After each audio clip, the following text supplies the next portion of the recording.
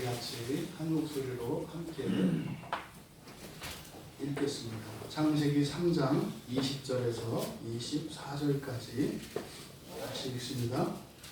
아담이 그의 아내의 이름을 하와라 불렀으니 그는 모든 산자의 어미가 됨이더라.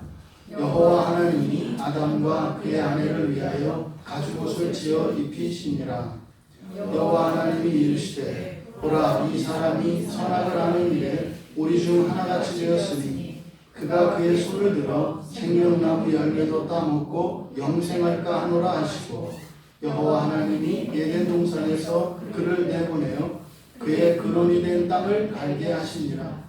이같이 하나님이 그 사람을 쫓아내시고 에덴 동산 동쪽에 그룹들과 두루 도는 불가를 두어 생명나무의 길을 지키게 하시니라. 아멘. 기도하겠습니다.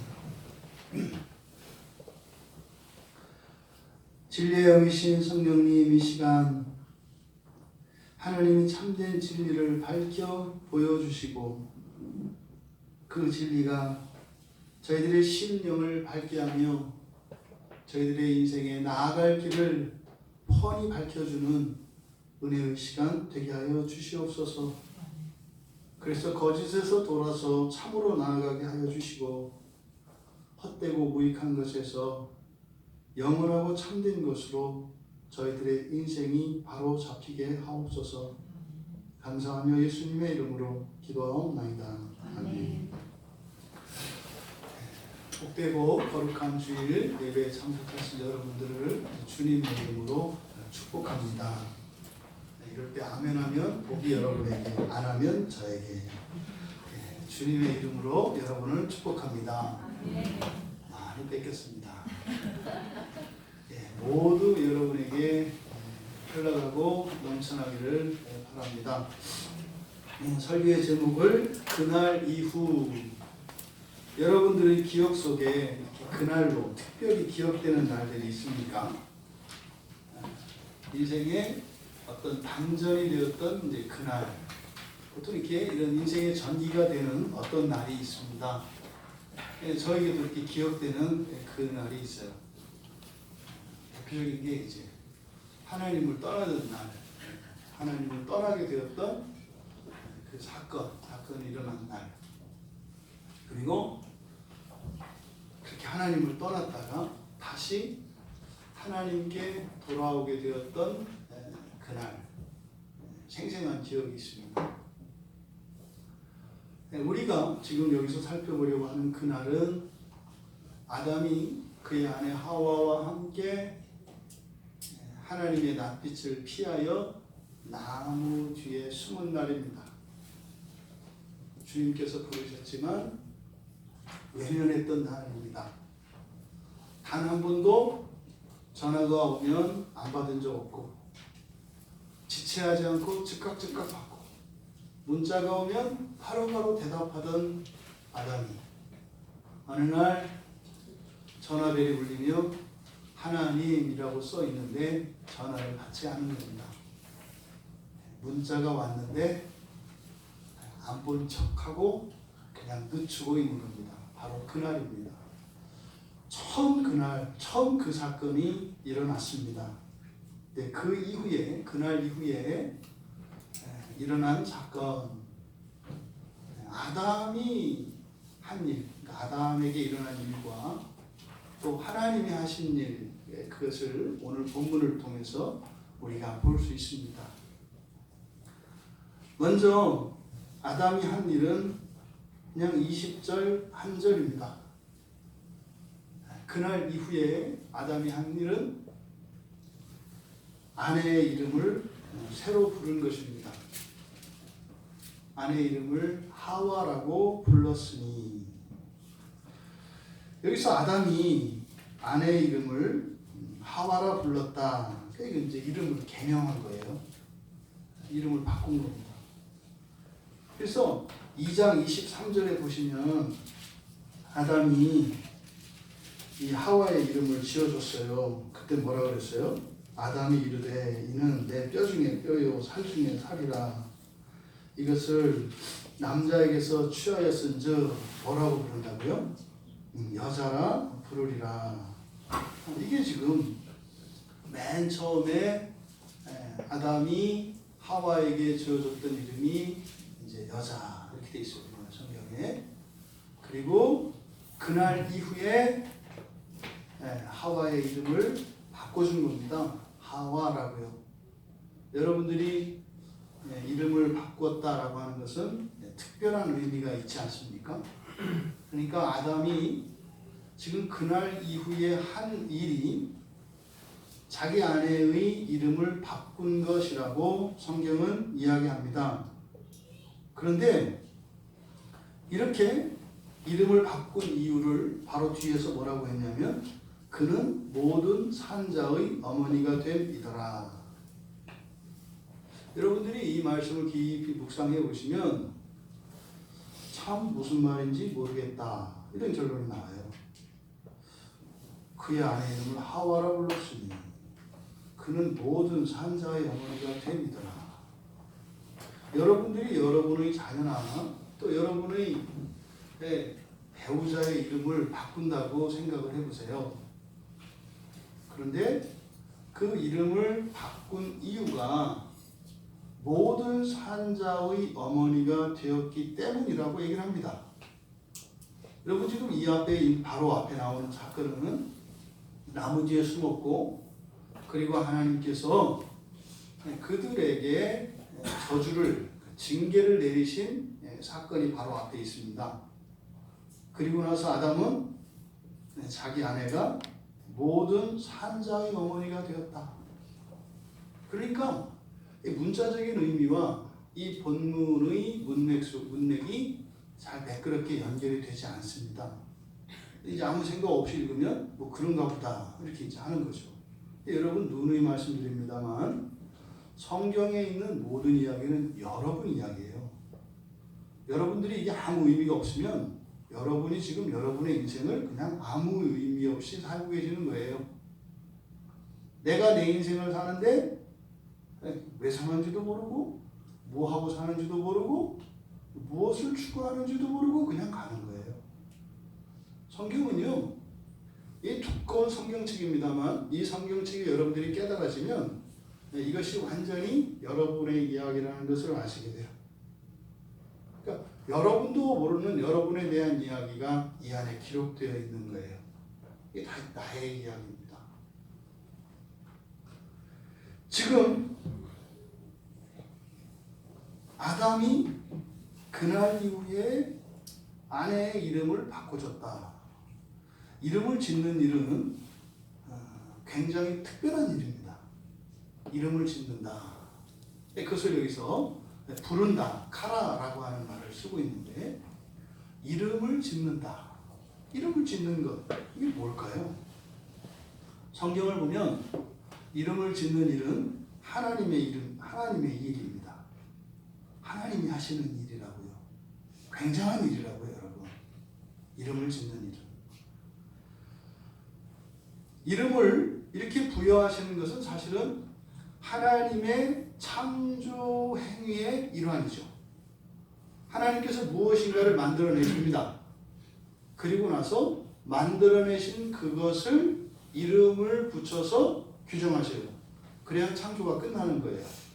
일의 마무리죠. 성경에 보면 1장 5절에 빛을 낮이라고 이름을 붙이시고 어둠을 밤이라고 이름을 붙이십니다. 그리고 8절에 가면 또 하늘이라는 이름, 궁창, 이 창공을 하늘이라고 이름을 붙이시고 또 10절에 가면 마른 곳을 땅이라고 하고 물이 고여있는 곳을 바다라고 이름을 지으셨습니다. 하나님이 창조하신 것들에 이름을 붙이심으로써 그 창조 행위의 그 일을 완성시키신 것을 의미해요. 그러니까 이름을 짓는 것은요 굉장히 중요한 일입니다. 그래서 이 자리에 계신 여러분들 중에서도 이렇게 부모님이 이름을 지은 분들도 있겠고 또 이렇게 이름 잘 짓는다는 장명소나 이런 데 가서 이름을 짓기도 했겠고 저도 이름을 지어봤는데 이게 보통 어려운 게 아니더라고요. 옛날에 제가 이렇게 신앙이 시들시들 했을 때는 또 이렇게 막 그 장명법에 맞춰서 또 오행과 주역을 따져서 이제 막 이렇게 해보고 했는데 너무너무 어렵더라고요. 근데 이제 목사가 되고 나서 기도하면서 이름을 또 지으려고 하는데 그것도 어렵더라고요. 굉장히 어려워요. 굉장히 어려워요. 이름을 짓는 일은. 근데 그 하나님이 하시는 창조 사역의 일환이 이름을 짓는 거다. 그러니까 이건 아무나 못하는 거예요. 창조자만 하는 일이에요. 창조자만. 굉장한 겁니다. 그런데 그 이름을 짓는 일, 이름을 부르는 일을 아담에게 허락하셨어요. 그러니까 아담, 사람으로 하여금 이 세상을 다스리도록, 통치하도록 하셨는데 그 일이 성경에서는 이름을 짓는 것으로 나옵니다. 창세기 2장 19절에 보면 하나님이 아담에게 이런 짐승의 이름들, 들짐승과 각종 새들의 이름을 짓도록 하십니다. 그래서 하나하나 아담 앞에 데려오세요. 이것이 사실은 통치 행위입니다. 이름을 주죠. 그러니까 하나님께서 아담에게 이름 짓는 일을, 말하자면 놀라운 이 창조의 행위를, 창조의 그 권세와 권능을 위임해 주신 거예요. 그러니까 하나님이 그 이름을 짓습니다. 그런데 그 이름을 짓는 이 일을 보면 19절의 앞뒤를 한번 봐보세요. 2장 19절의 앞뒤를 보면 공통적으로 들어가 있는, 거론하고 있는 내용이 나와요. 바로 무엇입니까? 돕는 배필에 관한 것이에요. 앞에 18절에는 혼자 있는 것이, 아담 혼자 있는 것이 좋지 않아서, 20절에는 아담이 모든 짐승들의 그 이름을 쭉 짓는 그 과정을 통해서, 그러니까 모든 이 세상에 있는 하나님이 창조하신 새와 짐승들을 다 봤단 말이에요. 근데 그 가운데에서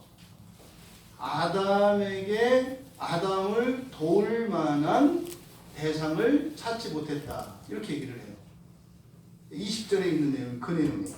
20절이 이름을 주니라 아담이 돕는 배필이 없으므로, 이때 돕는 배필이 없으므로 라고 하는 것은 바로 그 가운데 이런 뜻이에요.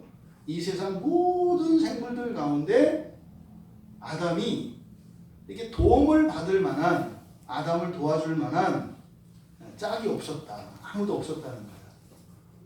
그래서 이제 여호와 하나님께서 아담을 잠들게 하시고 갈빗대를 가지고 이제 여자를 만들었다. 이렇게 얘기합니다. 그러니까 지금 18절, 19절, 2장 18절, 19절, 20절의 배열을 보면 하나님께서 아담에게 이름을 지을 수 있는 권세를 주셨는데 그 이름을 짓는 그 일은 창조에 참여하는 일이고, 근데 그 창조에 참여하는 이름을 짓는 일과 돕는 배필은 어떤 중요한 관련성이 있다라는 것을 지금 성경은 이야기하고 있는 겁니다. 그러니까요, 하나님께서 돕는 배필을 지으시고 다시 이제 아담께 데려왔어요. 이게 지금 뭐예요? 선 보는 거예요. 선. 그냥 이렇게 주신 게 아니에요. 너 네 아내니까 데리고 살아. 이렇게 한 게 아니에요. 하나님이 얼마나 겸손하신가 보세요. 아담 마음에 안 들면 어떻게 되는 거예요? 퇴짜 맞는 거예요. 그러면 하와는 가는 거예요. 부서지는 거예요. 분명히 부서졌을 거예요. 근데 여자를 딱 갈빗대를 가지고 만들어서 이제 그 아담 앞으로 하나님이 데리고 손잡고 가실 때 오디션에 임하는 그런 사람 같은 마음 아니었겠어요? 아담 마음에 들어야 할 텐데. 근데 아담에게는 자유의지가 있기 때문에 마음에 들 수도 있고 안 들 수도 있어요. 그러니까 여호와께서 그 여자를 데리고 아담 앞에 딱 간다고요. 그리고 나서 뭐라고 해요? 22절에 이끌어 오시니, 떨려요 하나님이. 마음에 들죠. 왜요? 하나님이 만드신 이 세상의 그 완전한 그 피조물들 가운데 아담의 마음에 드는 게 하나도 없었다고요. 그리고 이제 다시 만들어서 데리고 가는 거예요. 근데 아담이 딱 보더니 뭐라 그래요? 내 뼈 중에 뼈요, 살 중에 살이라 이거요. 이거예요, 하나님. 이거죠. 이거예요. 딱 마음에 드네. 이거죠. 하나님 같은 정말 잘해. 이거예요. 그죠? 바로 이거예요. 내가 찾던 내 짝이 바로 이거예요. 이거죠. 지금 이 여자가 창조된 것은 바로 이름을 짓는 일과 관계되어 있습니다. 창조와 관련되어진. 근데 어쨌든 그 일은 통치행위로서 아담에게 위임되었다. 그러니까 그 이름을 짓는 일, 그러니까 정복하고 다스리는 이 통치행위, 이것은 아담의 후손들에게 계속 전수가 됩니다. 대대손손 말이죠. 그래서 창세기 4장에 가면 가인이 이름을 지어요. 근데 가인이 이름을 짓는 것은 성경에는 무엇을 지었다고 하냐면 성의 이름을 지었다 그래요. 도시를 건설하는 거예요. 도시를 건설하는 그 일에 가인이 이름을 지었다 이렇게 얘기를 해요. 그리고 창세기 11장 9절에 가면 그 바벨탑 사건이 나오는데, 창세기 11장 9절에 가면 그곳 하늘에 닿기까지 탑을 쌓았던 그곳에 하나님이 언어를 이제 다 다르게 하셔서 흩어버리신단 말이에요. 그때 그 장소를 바벨이라고 이름을 붙입니다. 이게 사람이 장명을 한 이름을 붙인 또 다른 사건이에요. 성경에 나오는. 근데 여러분 보십시오. 그 뒤로 이렇게 그 이름을 짓는 일이 자손에게 쭉 전수가 돼야 됩니다. 그런데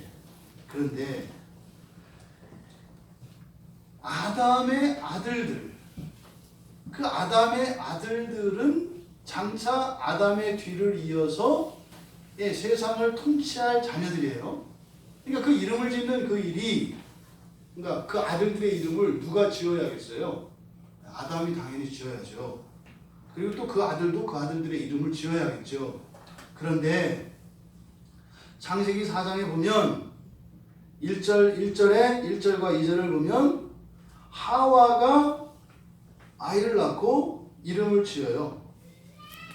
가인과 아벨, 셋 전부 이름을 하와가 짓습니다.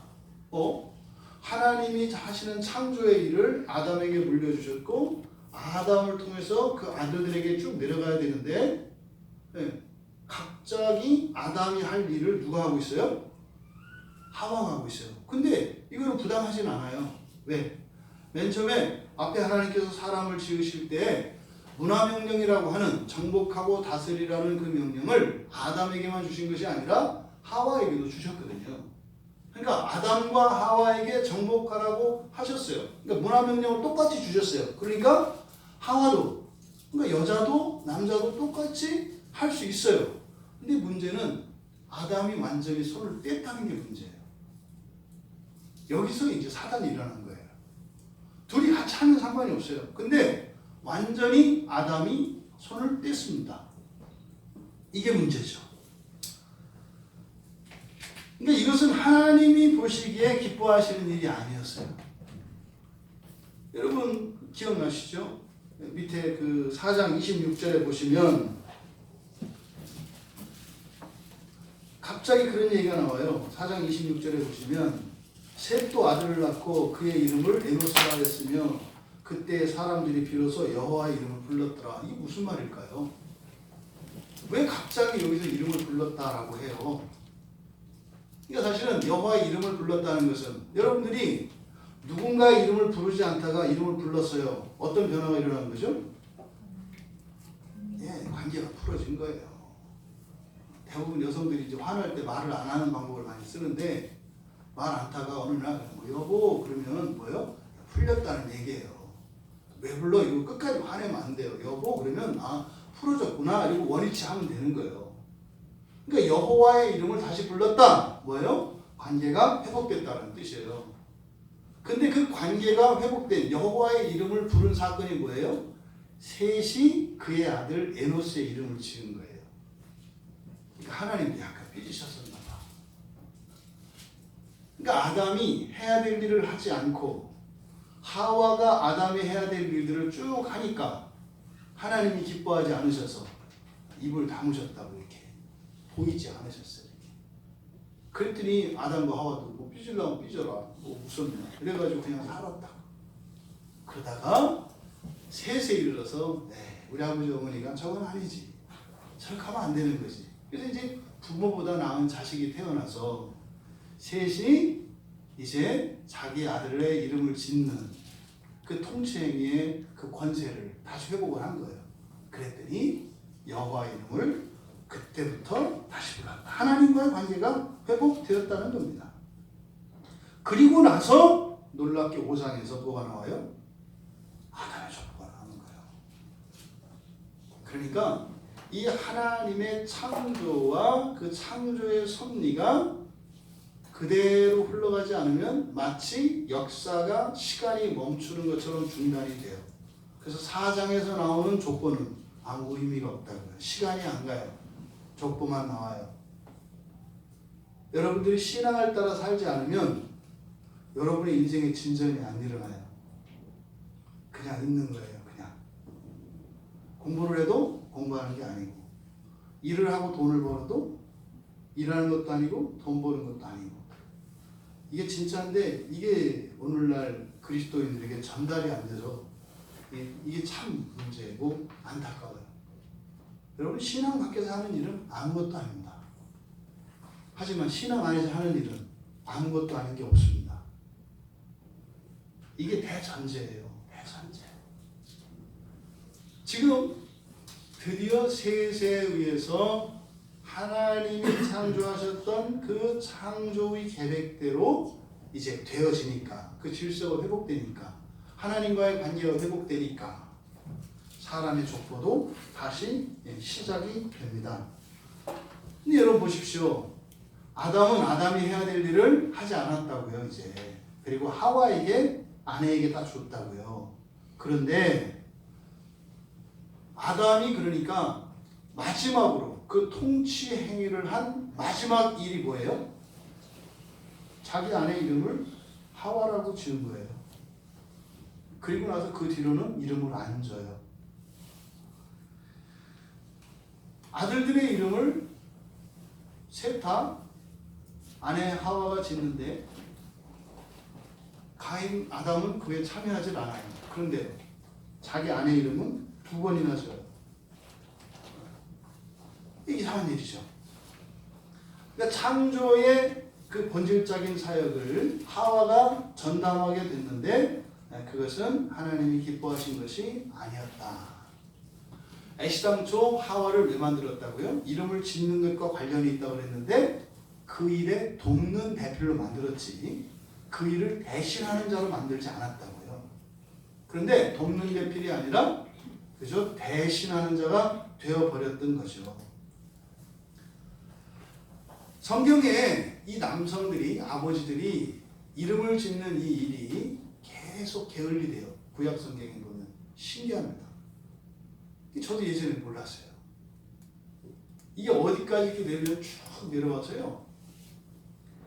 야곱 때 이르기까지 야곱이 12아들이 있잖아요. 딸 하나가 있고 이름을 짓는데 다 그 아내들이 이름을 지어요. 전부 다. 네, 마지막 12번째 아들인 이 베냐민이라고 하는 이 이름이 야곱이 지은 이름이에요. 그것도 원래는 해요. 그 베냐민의 어머니 라헬이 낳다가 죽잖아요. 근데 원래 죽으면서까지 이름을 짓고 죽어요. 그 사명을 다하고 죽어요. 죽으면서까지 통치행위를 다 하는 거예요. 나는 이 세상의 통치자야. 그래서 해야 돼. 그래가지고 죽으면서까지 베노니 이렇게 한다고요. 근데 야곱 이름을 바꿔요. 베냐민으로. 그 12아들 가운데에서 마지막 그 베냐민이 야곱이 져요. 거기서 누가 생겨요? 이스라엘 12지파가 생겨요. 성경에서 이름 짓는 일은 굉장히 중요하게 되어 있다고요. 셋이 이름을 짓고 나니까 아담의 족보가 시작되고 야곱이 막내 아들의 이름을 딱 짓고 나니까 거기서 하나님의 백성이 이스라엘 지파의 기원이 되는 12지파가 거기서 생겨난다. 그러니까 이 이름을 짓는 일은 바로 창조행위라고 하는 사람에게 주신 이 거룩하고 영광스러운 그 직을, 그 일을 상징하는 것이 이름을 짓는 것이다. 오늘은 뭐 이 얘기를 하려고 하는 게 아니니까. 어쨌든 이름을 짓는 그 일의 의미. 그런데 아담이 자기의 아내 이름은 2번씩이나 짓고 그 다음에 그 외에 이름 짓는 일을 중단했다는 이 사실만 여러분들이 기억하시면 돼요. 아담이 아내 이름을 다시 불렀다. 그럼 아담이 왜 이름을 다시 지어줬을까? 왜 하와라고 이름을 붙였을까? 여러분들 어저께 제가 창세기 2장과 3장을 이렇게 하나님과 관계성 속에서 생각을 해보라고 하셨는데 아담이 그렇게 이야기를 했어요. 그가 모든 산자의 어머니가 되었기 때문이다 라고 아담이 이야기를 했어요. 이렇게. 근데 우리말 성경에 모든 산자라고 번역되어 있는데 이 자자는 우리말의 한자의 논자자, 사람을 나타내는 말이 아니에요. 여기서는 살아있는 모든 사람으로 우리가 이제 많이 이해를 하죠. 자꾸 성경을 꺾는다고요. 우리가 알고 있는 것을 가지고 이렇게 신약의 눈으로 구약을 봐야 되는 건 맞거든요. 근데 너무 지나치게 우리가 알고 있는 것을 절대시해서 구약 성경에 있는 단어의 의미까지 바꾸면 안 돼요. 그러면 우리가 가지고 있는 어떤 교리들이 있는데 구약을 봤더니 안 맞아. 그러면요, 이 교리를 보다 더 정교하게 해야 되는 거예요. 이 교리에 맞춰서 성경을 꺾어버리면 안 된다고요. 그 대표적인 게 모든 산자라고 할 때 이것을 모든 산 사람, 그래서 모든 민족의 어머니 뭐 이런 식으로 이게 막 가면 안 된다 이 말이에요. 여기서 모든 산자라고 되어 있는데 여기서 산자는 사실은 그냥 생물이에요. 생물. 살아있는 모든 생물의 어머니. 왜 아담은 자신을 돕기 위해서 돕는 배필로 하나님이 지으신 그 여자를 살아있는 모든 생물의 어머니라고 했을까요? 이름이 심상치 않잖아요. 태어날 모든 후손들의 어머니 이렇게 하면 우리가 가지고 있는 이해가 맞아요. 근데 여기는 뭐라고 했다고요? 모든 생물들의 어머니라니까요. 여러분들이 가끔 여러분 키우는 강아지나 고양이들을 우리 아들, 딸, 우리 애기 이렇게 부르시잖아. 야, 여러분들이 모든 생물의 어머니신 줄 아시면 돼요. 잘못된 거죠. 그렇게 쓰면 안 돼요. 근데 지금 하와에게 모든 생물들의 어머니라고 했어요. 이게 굉장히 특별한 의미를 담고 있는 거라고요, 여러분. 왜 그랬을까, 아담이? 왜 아담이 하와를, 자기 아내를 모든 생물의 어머니라고 했을까? 이 하와라는 말이 그런 뜻이거든요. 이거는요, 아담이 자신의 권세를 하와에게 완전히 위임했다는 것을 선언하는 행위예요. 내가 가진 권세를 누구에게 준다는 거예요? 아내에게. 하나님이 여보 우리에게 이렇게 세상을 다스릴 수 있는 권세를 주셨잖아. 근데 사실은 뭐예요? 원래 아담에게 주셨고 아담을 도움으로써 그 권세에 참여하는 거예요. 하와는. 이게 창조의 질서예요. 그런데 아담이 어떻게 했어요? 아이 뭘 도와. 당신이 나보다 더 나은 것 같아. 그냥 당신이 다 해. 하고 마치 옥쇠를 하와에게 물려주는 행위가 바로 뭐였다? 하와라고 하는 이름을 지은 거라고요. 왜 그랬을까요? 바로 앞에 지금 하와에게 이름을 지어주는 그 앞에 하나님께서 아담에게, 하와에게, 뱀에게 저주를 내리세요. 근데 그 가운데 하와에게 내린 저주가 있어요. 하와에게 내려진 저주 가운데 하나가 남편의 자리를 탐낼 것이라는 거예요. 너는 남편의 자리를 탐낼 거다. 그런데 절대 그렇게 될 수 없을 것이다. 누가 한 말이에요? 여호와께서. 그걸 듣고 있던 아담이 살짝 귓속말로 얘기하는 거예요. 걱정하지 마. 나는 당신 뜻 이루어줄 거야. 하나님은 그렇게 안 될 거라고 했지만 걱정하지 마. 내가 내 뜻대로 해줄게. 나만 있으면 돼. 이게 지금 아담이 여호와의 징계를 받고 상심하고 있을 하와를, 자기 아내인 그 하와를 위로하기 위해서 한 말이에요. 그 뭐예요? 하나님이 아무리 당신을 징계하고 저주할지라도 내가 당신을 지켜줄게. 나는 하나님보다 당신을 더 사랑해. 이 고백이 하와라고 하는 말이에요. 여러분, 여호와 하나님께서 세상을 다스릴 수 있는 모든 권세를 다 주셨습니다. 아담과 하와에게요. 하지만 아담이 하나님께서 하지 말라고 하신 선악과를 따먹는 그 일을 하와의 말을 듣습니다. 하나님이 하지 말라고 한 그것을 아내인 하와가 그것을 먹자고 했을 때 그 말을 듣는다고요. 이거는요, 단순히 부탁을 들어준 게 아니에요. 이거는 권세와 권위에 관한 것입니다. 하나님이 말씀하신 것과 자기 아내가 말한 것 사이에서 아내의 말을 듣는다고 하는 것은 좋고 나쁘고의 문제가 아니라 이것은 권위와 권세의 문제예요. 그러니까 아담은 어떻게 한 거예요?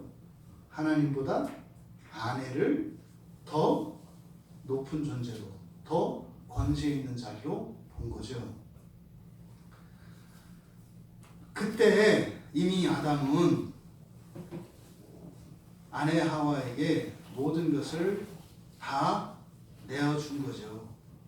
이미 그때. 그냥 먹은 사건이 아니에요. 그러니까요, 아담의 하와에 대한 사랑은요, 어마어마한 거예요. 어마어마한 거예요. 그것을 지금 공식화하는 행위가 뭐예요? 하와라고 이름을 지은 것이다. 두 번째로, 그러니까 하와에 대한, 자기 아내에 대한 절대적인 사랑을 표현한 그런 사랑의 고백이라는 측면이 있는데, 또 자신의 모든 권세를 넘겨줬다고 하는 공적인 선언인데, 그러면 하나님과의 관계성 속에서 하와라고 이름을 지은 것은 무엇이겠습니까? 하나님으로부터 확실히 돌아선 것을 선포하는 행위예요. 하나님, 당신이 주신 이 내 아내가 너무 내 마음에 들어서, 하나님 당신을 사랑하긴 합니다만 둘 중에 하나를 택하라고 한다면 저는 하와를 택할 수밖에 없습니다. 하나님께 대해서는 이미 변심한, 하나님을 배반한 아담 자신의 마음의 표현인 겁니다. 2장 23절에서 이름을 맨 처음 지었잖아요. 여호와 하나님이 데리고 오셨을 때 아담이 뭐라 그랬어요? 딱이에요. 이렇게 하면서 그때 지어진 이름이 여자라고 그랬잖아요. 근데 이 여자라고 하는 거, 우리말로는 지금 여자라고 번역되어 있는데 이것도 지금 잘못 번역된 거예요. 고쳐야 돼요. 이게 히브리어는 이샤라고 하는 말이거든요. 이샤. 그러니까 이샤라고 하는 것은 아내라고 번역해야 맞습니다. 아내. 그러니까 아내라고 하는 말은요, 굉장한 말이에요. 남편, 아내, 이거는 어마어마한 말이에요. 바로 이때 창조되었을 때 맨 처음에 하나님께서 하와를 지어서, 물론 하와는 나중에 붙여진 이름을 우리가 쓰는 거예요. 그때는 이름이 없었어요. 창조했을 때 데리고 온 거예요. 그때 맨 처음에 아담이 불렀던 이름이 뭐라고요? 아내요. 나의 아내. 이샤. 나의 아내. 이런 뜻이거든요.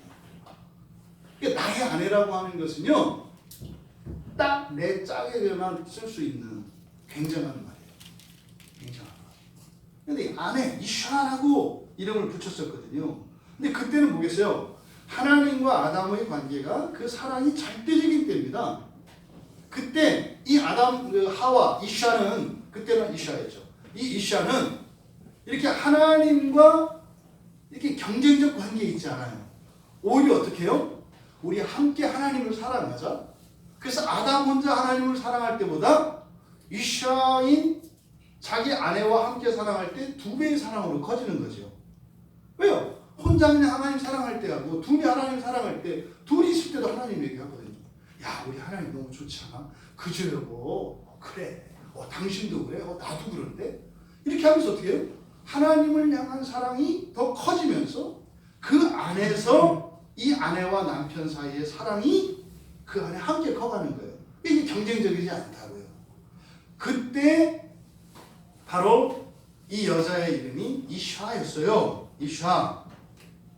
그런데 이제 여호와를 딱 배반하고 이제는 하나님과 선을 긋고, 그리고 나서 바로 이제 이샤는 더 이상 이샤가 아닌 거예요. 왜요? 이샤라고 하는 것은 하나님 사랑 안에 있는 건데, 이제 하나님과 아내가 경쟁적인 관계잖아요.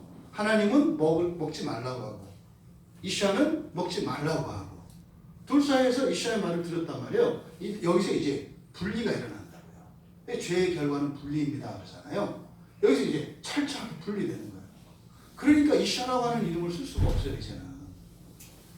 그래서 아담은 이제 하와라고 하는 이름을 다시 지어준 거예요. 그러니까 이것은 뭐겠습니까? 그동안 하나님께 바쳤던, 하나님을 향하여 있던 그 사랑을 내가 당신에게 다 쏟아붓습니다. 이런 사랑에 눈 멀지 마시기 바랍니다.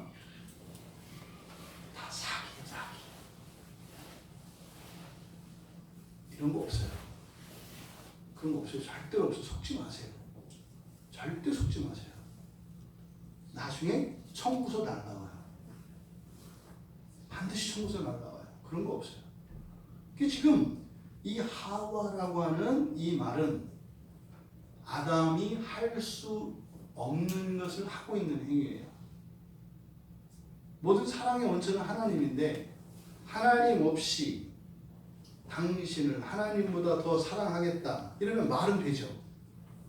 하나님이 있고 자기 배우자가 있는데, 하나님보다 난 당신을 더 사랑해, 당신에게 하나님께 드릴 사랑을 다 드리고, 그리고 하나님 나머지를 사랑할 거야. 그 얘기는 뭐예요? 사랑 안 한다는 거예요. 그 뭐예요? 자기 정욕이요. 거짓말이에요. 조금이라도 자기 생각과 틀려보세요. 본색이 나와요. 사랑하는데 화를 내겠어요? 왜 이렇게 화를 많이 내냐고요? 사랑한다면서. 다 거짓말이에요. 사기요. 근데 지금 이 하와라고 하는 이름이 가지고 있는 이것은, 아담은 어쩌면 허풍 떠는 거죠. 난 당신을 내 목숨을 바쳐서 사랑할 거야. 하나님을 버리고라서 사랑할 거야. 다 허풍이에요. 근데 이게 그 여자는 또 그걸 좋다고 헬렐레 할 수 있어요. 이야, 우리 남자는 하나님보다 날 더 사랑한대. 좋아할 수 있어요. 이 골빈 여자들이죠. 근데 그게 하나님에게는 뭘까요? 지독한 통증입니다. 그리고 수치입니다. 그 하와를 만드신 그 하와는 뭐예요? 여호와의 선물이에요. 예? 이 세상도 하나님의 선물이에요. 아담을 사랑한다는 하나님의 사랑의 표현이에요. 근데 아담이 뭐라고 하는 거예요? 하나님이 주신 선물이 너무 좋아서 정말 하나님은 대단하세요. 하나님이 주신 선물이 너무 훌륭해서 하나님보다 더 사랑하게 되었어요. 하나님 대단해요. 저는 이 선물로 만족할게요. 여러분들이 이런 사랑의 배반을 좀 겪어봐야 이런 피눈물을 좀 흘려봤어요. 이 마음이 다를 텐데 그런 거 안 겪어보셨나 봐.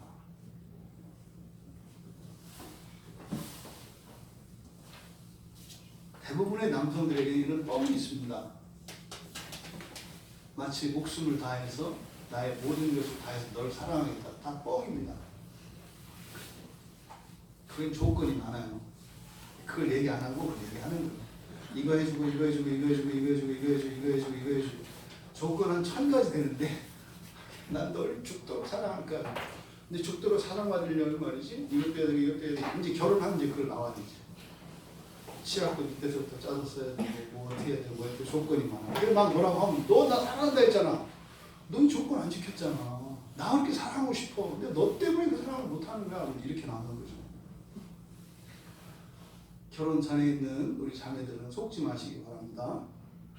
결혼 전에 있는 우리 형제들은 뻥치지 말고 하나님을 사랑하셔서 정말로 영원히 날마다 더 사랑할 수 있는 우리 남자 청년들은 다 되기를 바라요. 근데 아담은 이렇게 지금 하와의 마음을 뺏기 위해서 이렇게 사기치고 있는 거예요. 이게 하와. 근데 그 옆에서 하나님은요, 가슴이 찢어져요. 가슴이 찢어져요. 이게 그날 이후에 아담이 한 일이라고요. 세 번째, 이렇게 하와라고 이름을 붙인 것. 아담의 사랑이 이제는 변질된 것을 나타내요. 아담의 사랑이 과거에는요, 그냥 사랑이 하나예요, 하나. 하나님 사랑하면 아내도 사랑하는 거예요. 아내를 사랑하면 하나님도 사랑하는 거예요. 그래서 하나님을 사랑하면 사랑할수록 아내를 더 사랑하게 돼요. 아내를 사랑하면 사랑할수록 하나님을 더 사랑하게 돼요. 네, 싫어지죠? 좋아요, 안 좋아요? 좋잖아요. 좋잖아요. 근데 하와라고 하는 이름을 지었을 때부터 이제 아담에게 있는 사랑이 변질됐습니다. 3장 15절에 뱀을 저주하시는 대목에서 여호와께서 이제 뱀을 저주하시잖아요. 여자의 후손과 뱀의 후손이 서로 원수가 될 거다 이렇게 얘기를 해요. 여기서 여자의 후손은 뱀의 머리를 상하게 될 것이고 뱀도 여자의 발꿈치를 상하게 할 거다 이렇게 얘기해요. 그러면 여자의 후손과 뱀의 후손이 원수가 된다 이렇게 돼 있거든요. 이 원수라고 하는 이 말은 에이바흐라는 말이에요. 에이바흐라고 하는 말을 지금 원수라고 번역을 했는데 이 단어를 민수기 35장에 이게 이제 살인자에 관한 것입니다. 민수기 35장 21절과 22절에 보면 악의로 살인한 자, 악의라고 번역되어 있어요. 이 단어가. 그리고 에스겔서 25장 15절에는 미움으로 번역되어 있고 에스겔서 35장 5절에는 한으로 번역되어 있어요. 그러니까 우리말 성경에는 한, 미움, 그리고 악의, 그리고 원수 이렇게 다양하게 번역되어 있어요. 근데 이 에이바흐라고 하는 이 말의 원래적인 의미는 증오심이에요. 미움이에요. 미움. 그러니까 지금 여기서 미움이 처음으로 생긴 거예요. 미움이. 그러니까 뱀이 하와를 꼬드겼을 때 그때까지 아니 미움이라는 게 없어요. 이 세상에. 그러니까 하와도 어떻게 해요? 뱀이 이렇게 이야기할 때 미워하지 않아요. 사랑으로 본다고 이렇게. 근데요, 지혜롭지 않았죠. 그리고 사실 교만 때문에 넘어갔던 거죠. 이 하나님과 같이 될 수 있다는 그 말에 속아서 그 교만이 결국에는 이 세상에 무엇을 만들어낸 거예요? 미움을 만들어낸 거예요. 원수가 되었다. 이 세상에 미움이 최초에 나타난 사건이에요. 이 미움은요, 여러분 누군가를 미워해 보신 사람은 알아요. 미움을 가지게 되면 어떤 현상이 일어나요? 어떤 현상이 일어나나요? 싫어요. 이유 없이 싫습니다. 미움을 가지게 되면. 그래서 적대감이 생겨요. 미우면 뭘 해도 미워요. 뭘 해도 싫어. 미우면. 웃으면 웃어서 싫고, 찡그리면 찡그려서 싫어. 가만히 있으면 가만히 있어서 싫어. 그러니까 이미 미움의 덫에 걸리면 모든 것에 대해서 적대감을 가질 수밖에 없어요. 어떻게 돼요? 다 안 좋은 쪽으로 해석하게 돼 있어요.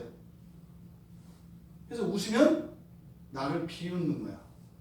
옛날에 내가 했던 그 실수를 또 지금 생각하고 또 비웃고 있구나. 그 사람 까먹었어. 생각도 안 해. 그러는 거야. 웃으면. 또 이렇게 울거나 이렇게 슬퍼하는 거예요. 내가 잘 돼가지고 싫어하는 거야. 이렇게 되죠. 이 미움이라는 게 이런 거예요. 제가 그 예전에 전도했던 그 의사 형제 간증을 했었잖아요. 그죠? 그 외과 의사인데 머리가 딱 그 뇌 혈관이 딱 터져가지고 들어놓아서 식물인간이 됐는데 아내가 오면 아직도 안 죽었나 이렇게 살피러 오는 것으로 느꼈대요. 아내에 대한 미움이 싹 들어오니까 그렇게 가족을 위해서 헌신하며 살았던 한 남자가 미움이 딱 들어오니까 그다음부터 병문안 오는 사람들이 와서 안 죽는 것 때문에 속으로 막 뭐라고 하는 것처럼 이렇게 느껴지는 거예요. 사람들이 오면 막 이게 이제 화가 이제 막 올라오는 거예요. 나도 지금 살고 싶어서 사는 게 아닌데 그렇게 맨날 찾아와가지고 죽었나 안 죽었나 그렇게 확인하고 가고 말이지. 그래 나 안 죽었다. 나도 죽고 싶다. 근데 안 죽는다. 이래가지고 실제 있었던 이제 뭐예요? 미움이 딱 들어오면 그렇게 되는 거예요. 미움이 들어오면 굉장히 무섭습니다. 그러니까 이 아담의 타락으로 아담이 이게 하와라고 이름 짓는 것은 바로 그 미움을 공식화하는 거예요. 그러니까 이제는 아담이 하와를 목숨 바쳐 사랑한다 할 때 거기에는 그 뒷면에는 뭐가 있어요? 하나님에 대한 미움이 생기는 거예요. 이렇게 하와만을 열렬히 사랑하려고 하는데 하나님이 아담의 어깨를 쳐요. 아담 나도 한 번은 봐줘. 이때부터 뭐가 생겨요? 미움이 생긴다고요. 그러니까 여러분들이 가끔 제가 뭐라고 할 때 미워지잖아요. 그게 뭐예요? 그게 그 미움의 감정 때문에 그런 거예요. 우리 관계가 문제가 아니라 여러분 안에 미움의 감정이 딱 들면 우리 자녀들 부모님들이 뭐라고 하면 화나잖아요. 사실 내가 엄마 아빠를 미워하는 게 아니, 내 싫어하는 게 아니에요. 뭐가 그렇게 만들어요? 미움이라고 하는 감정이 그렇게 만드는 거예요. 미움은 감정이에요. 실체가 아니에요. 그러니까 지금 하와라고 이름을 붙였을 때 이제 이 세상의 사랑은요 눈물이 없는 사랑이 없어지지부터. 그러니까 하와라고 하는 이름을 지었을 때 이때부터는요 배신 없는 사랑이 없고요 눈물의 씨앗이 아닌 사랑이 없어요. 여러분 누군가를 열렬히 사랑해 보세요. 마지막엔 반드시 울게 돼 있어요. 100년 해로하고 어차피 죽어요. 운다니까요. 반드시 울게 돼 있어요. 모든 사랑 뒤에는. 그래서 미리 그냥 울고 헤어지는 경우도 있지. 어차피 울 거라면 지금 울고 말지 뭐 이렇게. 그러니까 이때부터 사랑이 변질된 거예요. 하와라는 이름이, 그러니까 이 하와라는 이름을 지은 게 단순히 그냥 이름을 지은 사건이 아니다. 그래서요, 뱀과 하와 사이에 하나님께서 내린 원수가 되었다라고 하는 이 저주의 내용을 보겠어요? 앞으로 너희들은 절대로 친해질 수 없어. 친해질 수 없는 정도가 아니라 너희들은 미워하게 될 거야. 이게 우스갯소리로 부부들 사이에 뭐 원수예요 뭐 이런 얘기 농담처럼 해요. 진짜로 원수처럼 되잖아요. 그죠? 결혼을 했는데 두 사람 사이에 사랑이 깨지고 미움이 들어오면 정말로 원수가 돼요. 그러면요 사람 좋게 이야기하는 것도 싫어요. 이렇게 자기 배우자에 대해서 이렇게 좋은 그것도 그렇게 막 거짓말하는 게 아니라 있는 사실을 이야기해줘도 싫어진다고요. 이때부터 바로 이 세상의 사랑이 그런 끔찍한 사랑이 되었고, 그래서 결국에는 뱀이 그 사랑을 이용해서 하와를 꼬드겼지만 다시는 그런 일이 일어나지 않도록 하나님께서 미움이라고 하는 감정을 주셨다는 거예요. 그러니까 미움의 목적은 뭐예요? 바로 죄가 유혹하지 못하도록. 그렇죠? 죄가 유혹하지 못하도록 미움을 주신 거예요. 그러니까 미움의 대상은 누구예요? 죄여야 돼요. 이게 바뀌면 문제가 되는 거예요. 그러니까 죄가 다시 역사하지 못하도록 미움을 주셨는데 이놈의 사람은 죄한테 쓰라고 하는 미움을 자기 가족들, 자기 친구들에게 쓰고 유혹받지 말고 계속 사랑하라는 사람을 미워하라고 하는 죄에다 써요. 이게 정욕이죠. 나를 살리시는 하나님의 뜻은 따르지 않고 죽이는 마귀를 사랑하면서 가요. 그러니까 어떻게 해요? 마귀를 미워하라고 주신 그 미움을 하나님께서 하나님의 사랑이 방해받지 않도록 그렇게 미움을 마귀에게 미움을 준 것인데 그것을 하나님 앞에 세워놓고 하나님과 자기 사이가 칸막이로 쓰는 사람들, 이게 그날에 일어난 사건이에요. 그날 이후에 우리도 바로 그 날 이후를 살아가고 있다는 사실을 여러분 잊지 마셔야 돼요. 하와의 이름이 이렇게 변천을 겪었잖아요. 맨 처음에 아담이었어요. 아담. 5장 2절에 가보세요. 5장 2절에 가시면 남자와 여자를 창조하셨고 그들이 창조되던 날에 하나님이 그들에게 복을 주시고 그들의 이름을 뭐라고 불렀어요? 사람. 이 사람이 히브리어로 뭐예요? 아담이에요. 그러니까 지금 우리말 성경이 사람이라고도 번역하고 아담이라고도 번역해서 이게 좀 헷갈리는 거거든요. 아담이라는 말이 그냥 사람이라는 말이에요. 사람. 그러니까 우리가 아담과 하와 이렇게 둘로 나눠서 이야기를 하는데 이거는 그날 이후에 우리가 부르는 이름이에요. 그러니까 원래 둘 다 아담과 하와라고 부르는 이 두 종류, 우리 흔히 남성, 여성이라고 하잖아요. 우리들이 가지고 있는 최초의 이름은 뭐였어요? 그냥 사람이에요. 그러니까 남녀 차별, 양성 평등 이런 말이 원래 있는 거예요, 없는 거예요? 그런 말 자체가 없는 거예요. 그냥 사람이에요. 남자도 사람, 여자도 사람, 그냥 사람이에요. 어른도 사람, 아이도 사람, 다 사람이에요. 그냥 하나예요, 하나. 근데 이때부터 계속 갈리기 시작하는 거예요. 이게 사람이라고 하는 이름이. 그러니까 맨 처음에 하나님이 남자와 여자로 지으셨다. 창세기 1장 27절에 나오는데 남자, 여자 이거는 원래 남자는 자카르, 여자는 네케바흐라고 하는 말이 따로 있어요. 이렇게 남자, 여자라는 말. 근데 잘 쓰지 않는다고요. 최초의 이름은 뭐다? 사람이에요, 사람. 근데 사람인데 어떻게 해요? 남자인 사람이 있고 여자인 사람이 있어요. 이렇게 사람 안에는 다양성이 있다고요.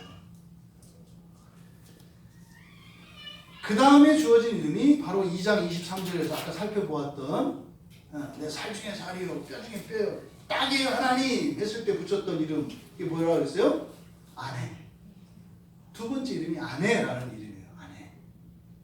그리고 세 번째 주어진 이름이 모든 생물의 어머니라는 뜻을 가진 하와예요. 이것에 편승해서 지금 역사 속에서 일어나는 게 뭐예요? 여권 신장, 페미니즘 이런 말들이에요. 이런 걸 여러분 우연히 생각하지 마세요. 수천 년의 역사와 전통을 가지고 이렇게 만들어내는 말들이에요. 이게 지금 하와의 이름이 되기까지 이런 변천의 과정을 거칩니다. 그러니까 이름의 변화를 통해서 우리들이 관계가 변질되고 있는 것을 알게 돼요. 맨 처음에 아담과 하와가 그냥 사람이라고 하는 하나의 이름을 쓸 때, 그때는요, 하나님과 사람, 또 사람과 사람, 또 남자와 여자, 이 사이에 구분이 없어요, 관계가. 근데 이 이름이 이렇게 생길 때마다 관계가 분화가 됩니다. 그래서 흔히 말하는 우리 여성들은, 지금 여성분들은 여러분들이 가지고 있는 그 이름의 변화가 맨 처음엔 사람이라고 했다가, 그죠? 또 여자라고 하는 이름도 있어요. 그 다음에 아내. 또 남성들은요, 사람, 남자, 남편, 이런 세 개의 이름을 각각 갖는다고요. 그러니까 사실은 이 세상을, 그러니까 그날 이후를 살아가는 사람들은 이런 삼중적 관계 속에서 살아가게 되어 있습니다. 그러니까 하나님을 피하기 전에는 이런 관계가 그냥 단선적이에요. 하나의 관계 속에 가 있어요. 근데 그날 이후에는 우리의 관계가 삼중적 관계로 다 분화가 됩니다. 그래서 하나님과의 관계, 그리고 사회적 관계, 그리고 아내라고 하는 것은 아내 남편은 가족 관계죠. 그래서 가족 관계, 사회 관계, 하나님 관계가 다 따로따로예요. 헷갈리잖아요. 집에서는 좋은 아빠, 좋은 남편이야. 근데 교회 나와서는 엉망진창이야. 또 교회에서 너무너무 좋은 관계를 갖고 있고 하나님과의 관계가 좋아. 집에서도 좋아. 근데 우리 이 사람이 돈을 안 벌어? 이게 사회적 관계로 문제야. 또 밖에 나가서 봤더니 막 사람들한테 엄청 인기가 있어. 너무너무 좋아. 근데 집에 들어오면은 완전히 딴 인간이야. 나는 너의 아내가 아니라 그냥 너의 그냥 그 여자로 살고 싶다. 이제 이런 거죠. 왜? 내 남편의 여자들은 너무 좋아해. 내 남편. 근데 이놈의 남편은 나한테는 왜 싫어? 이건 반대도 적용되는 거예요. 내 아내와 살고 난 너의 아내가 되고 싶지 않아. 난 너의 남자가 되고 싶어. 이런 사람도 있어요. 밖에 나가면 다른 남자들한테 다 잘해주는데 남편 얼굴을 전문 용어를 써서 흑살이 껍데기로 하나? 이 아는 사람들은 딱 걸린 거예요. 이게 무슨 말인지. 왜요? 이런 관계가 분화되면서 이런 일이 일어난다고요. 근데 여러분, 그것뿐만 아니죠. 이렇게 분열되어진, 관계가 세 개로 분열되어진 이 삼중고, 이것도 감당하기 어려워요. 근데 거기다가 이제 끼어드는 게 누구예요? 마귀잖아요. 마귀가 이제 그 사이까지 끼어들어가지고 이 삼중 관계에 다 개입을 해. 그러니까 가족 관계에도 마귀가 개입하고, 사회 관계에도 마귀가 개입해. 또 하나님과의 관계도 마귀가 개입해. 그래서 삼중고도 어려운데 이제는 사중적 관계 속에서 사중고를 겪으며 살아가게 된 겁니다. 그래서요, 이제부터 사랑은 미움과 항상 공존하고 경쟁적이고 배타적입니다. 어느 한쪽에 마음이 쏠리라 치면 다른 한쪽에 비고, 또 다른 한쪽을 채우라 치면 이쪽에서 비어서, 끊임없이 이런 갈등과 긴장 속에서, 다툼 속에서 살아가게 된 겁니다. 언제? 그날 이후부터 우리가 그런 삶을 살고 있어요. 그러니까 여러분들이 살면서 이런 관계로 인해서 겪는 괴로움을 그 대상에게 책임을 전가하지 마세요. 여러분 자신에게 전가하지 마세요. 이거는 나무 뒤에 숨었던 그날 이후로 운명과 같이 우리에게 쏟아져 들어온 거예요. 아담이 한 일이라고요. 하와라고 하는 이름을 붙인 그 의미라고요. 그러면 하나님은 어떻게 하셨어요? 성경을 보면 아담이 한 일은 짤막하게 그냥 그의 아내 이름을 하와라고 불렀다. 그는 모든 산자의 어머니가 되기 때문이다. 이렇게 얘기를 했어요. 그리고 나서 21절부터 24절까지는 하나님이 하신 일이에요. 누가 더 일을 많이 해요? 하나님이. 일은 누가 냈어요? 아담이. 원래 그런 거예요. 일은 애들이 벌려놓고 뒤처리는 어머니가 하는 거예요. 원래 똥은 애가 싸고 치우는 거는 엄마가 싸. 그러니까 어떻게 똥 치우는 게 엄마야. 요새는 반대로 엄마가 똥 싸고 애가 치우는 집도 있어. 이게 대책이 없이 이제 이러는 거야. 여러분 지금 이런 상황 속에서 여호와께서 지금 이제 치우시는 일을 해요. 이렇게 막 찢겼잖아요, 관계들이. 그러니까 이걸 합쳐야 돼. 그것을 합치기 위해서 하신 일이 뭐예요? 하나님이 뭐 하셨다 그래요? 옷을 지어 입으셨다. 근데 옷도 그냥 옷이 아니야. 가죽. 그렇다고 여러분 보고 가죽 옷 입으라는 거 아니에요. 가죽 옷을 지어 입혔다. 가죽 옷은 동물의 가죽이에요. 이 옷은 뭘 상징해요? 희생, 죽은 거예요. 얼마큼 희생해요? 전적인 희생이에요. 죽었어요. 짐승 하나가 죽어야. 그리고 원래 이 가죽 옷이라고 하는 게 그냥 이렇게 잠바가 아니에요. 긴 옷이에요. 그 여성들이 밍크 코트를 하나 만들려면 그 최소한 여우 16마리가 있어야 한대요. 근데 같은 색깔의 밍크 코트야. 그럼 털 색깔이 같은 16마리 아니에요. 그러니까 같은 색깔의 밍크 코트 하나를 이렇게 만들기 위해서는 수십 마리를 잡아서 그걸 가지고 비춰봐가지고 만드는 거예요. 그러니까 똑같은 색깔의 이런 동물 모피 옷을 입으신 분들은 한 시체 한 50에서 70마리를 이렇게 얹고 다니시는 걸로 보면 돼요. 그러니까 사진 보면 피가 철철철 흘러내리는 거예요. 가죽 옷을 입혔다. 전적인 희생. 그러니까 사실 가죽 옷을 입힌 것은요, 여러분 보세요. 아담이 하나님의 사람 창조에 대해서 부정적인 평가를 내렸죠. 그게 벌거벗어서 두려워서 숨었다 그랬잖아요. 그러니까 그게 하나님이 사람을 창조한 것에 대한 부정적인 평가를 그랬잖아요. 그러니까 벌거벗음에 대한, 그래? 벌거벗은 게 마음에 안 들어? 이게 너한테 부끄러워? 이것 때문에 네가 두려워? 그럼 내가 그걸 가려줄게. 이 불만에 대해서 들어주신 거예요. 가죽 옷을 지어주시면서. 그러니까 왜요? 그것 때문에 하나님이 두렵다니까. 그것 때문에 못 나오겠다고 하니까. 그걸 가려주신 거예요. 여러분이 그러잖아요. 나 요새 뭐 일이 어려워서 못 나온대. 이렇게 벌거벗었다는 거거든요. 그래서 어떻게 해요? 그 일을 잘 되게 해주셔. 이게 가죽 옷을 지어 입히는 거야. 나 요새 몸이 아파서 못 나오겠대. 그러면 하나님이 또 낫게 해주시고 힘을 주셔. 이렇게 이제 벌거벗은 거를 가죽 옷을 지어 주신 거예요. 나 교회가 재미없어서 막 못 나오겠대. 그게 또 그냥 또 재밌게 또 하나 해줘. 이게 왜 이렇게 가죽 옷을 지어 입히신 거예요? 그러니까 가죽 옷을 지어 주신 이유는 뭐라고요? 벌거벗었다고 하는 그것에 대해서 사랑의 반응이시죠. 변심한 아담의 마음을 돌리기 위해서 짐승을 잡은 거예요. 근데 옷이 그냥 옷이 아니잖아요. 짐승 옷이라는 거예요. 짐승. 그러니까 네가 말도 안 되는 핑계를 댈 때 나는 너의 핑계를 들어줄 수밖에 없어. 그런데 그 핑계를 만족시켜주기 위해서는 생명이 죽어야 된다는 사실. 여러분들이 하나님을 원망하잖아요. 하나님 들어주세요. 여러분이 불평하잖아요. 하나님 들어주세요. 여러분이 하나님 싫다고 하잖아요. 들어주세요. 하나님이 재미없어도 싫다고 하잖아요. 재미있게 해주세요.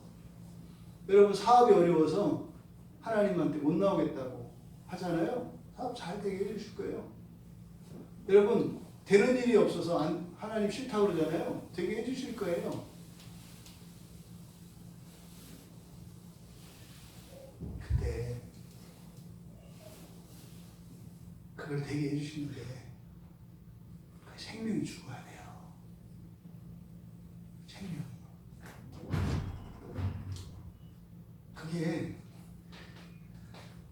여기서는 지금 가죽 옷으로 이렇게 나타났습니다만 우리가 알고 보니까 이게 무슨 말이었어요? 그럼 내가 죽고 다시 너를 만들어줄게.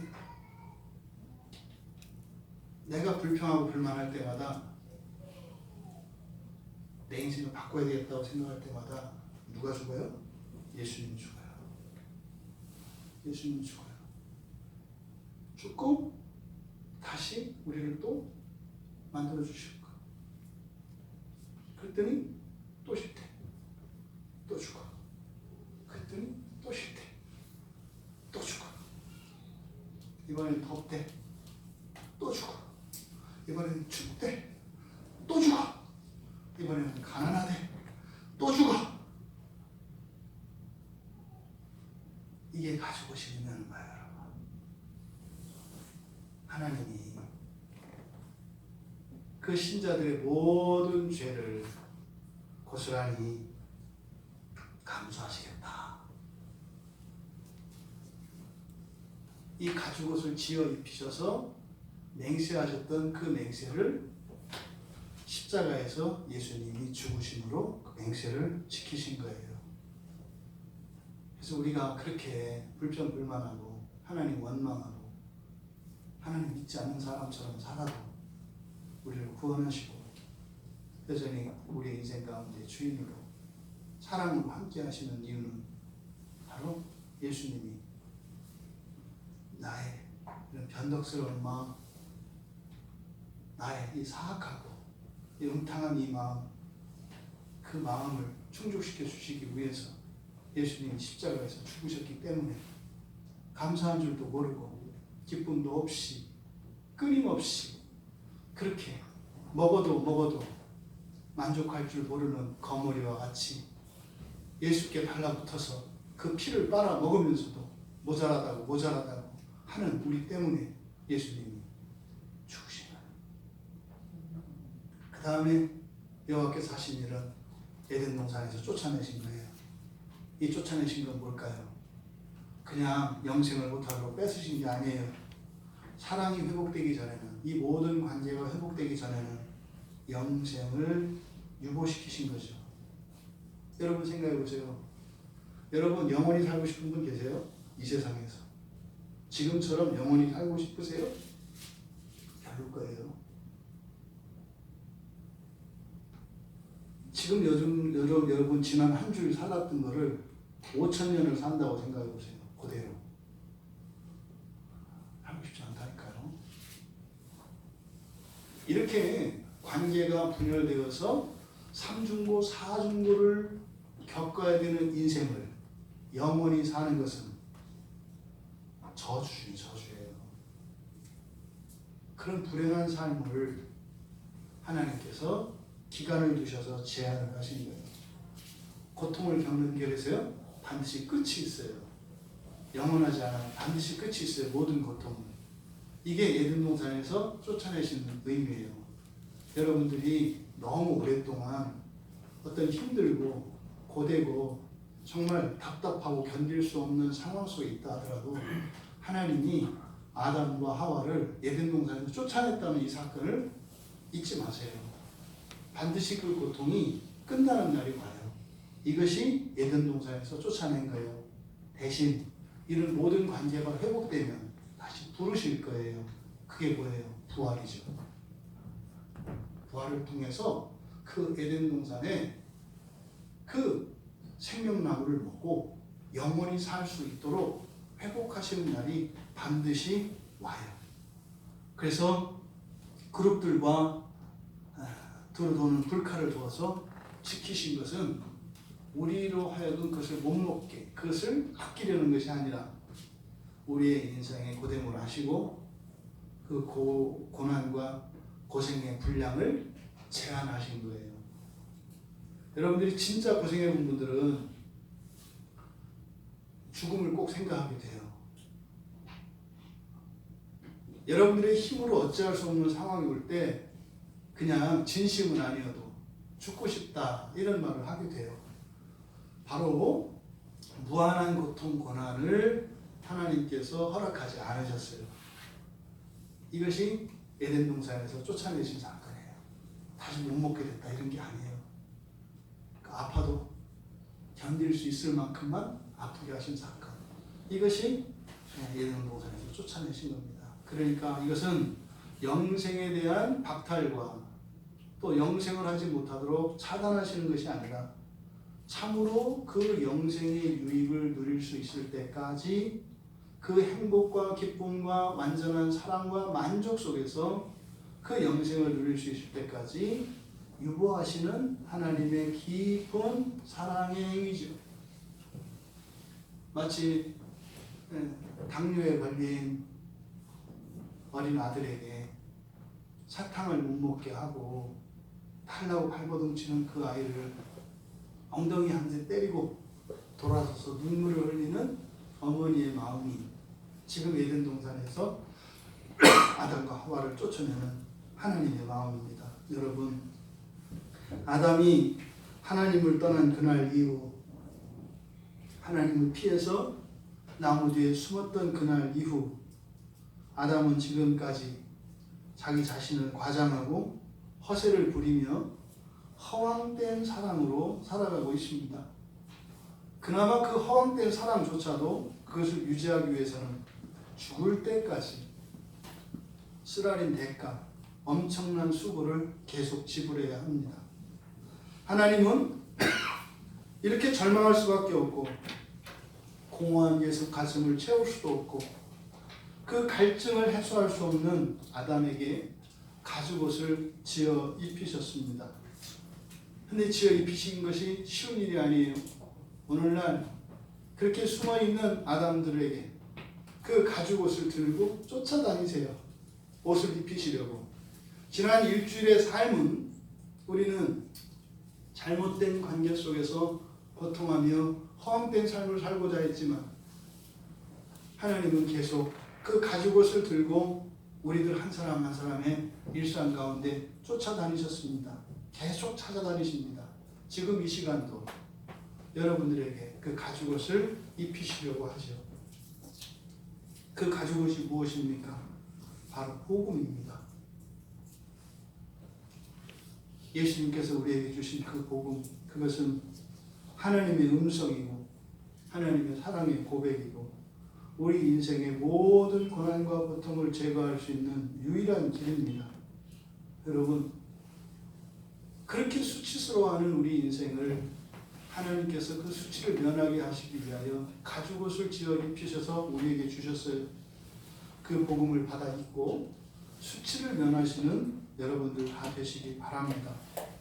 그리고 이제 방황을 그치고 순결한 사랑을 회복합시다. 그 사랑 안에서 모든 분열되어진 이런 삼중적 관계들이 하나님의 관계 속에서 하나로 연합되어지는 그 참된 사랑의 연합을 경험합시다. 여러분의 인생을 하나님 나라를 향해 돌이키십시오. 방향을 바꾸십시오.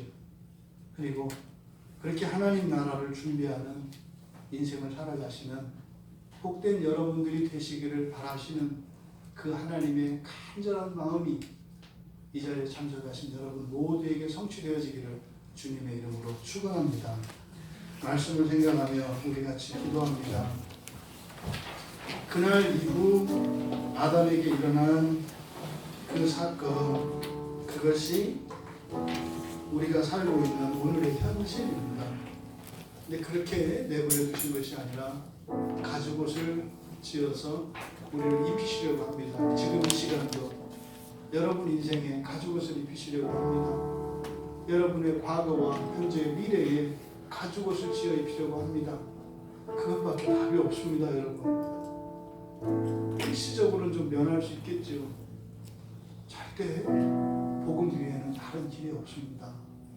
예수 그리스도의 그 복음을 받아들이고 그 하나님의 복음을 덧입고 살아갈 수 있는 우리가 되도록 은혜를 달라고. 그래서 하나님 안에 모든 관계를 회복시켜 주십시오. 하나님 안에서만 누리는 완전하고 영광스러운